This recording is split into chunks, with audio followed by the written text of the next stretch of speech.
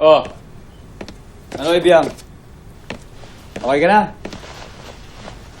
Master, pwede ibang araw na lang po ako mag-school?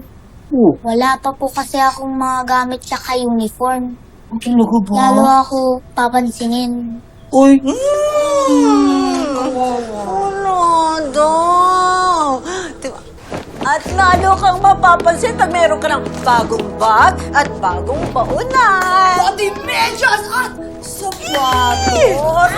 Cute na tayo! At paano ka naman papasok kung wala kang uniform? Oh, paano yun? Ha? Hop! O, kala ko ba ayaw mong pumasok? Oo nga, ay, bawiin na. Oo nga, halika na. Kala ko pala eh. Paano na ba? Mag-school po ako. Kaya ba? Ay, ang ganda. Feel na feel ko na talaga yung school. Ah? Ha? Ibiang ha? Pagbubutihin mo yung pag-aaral mo ha? Opo, Master. Takot ko lang sa'yo. Ano? Anong takot ko lang sa'yo? Anong takot ko lang sa'yo?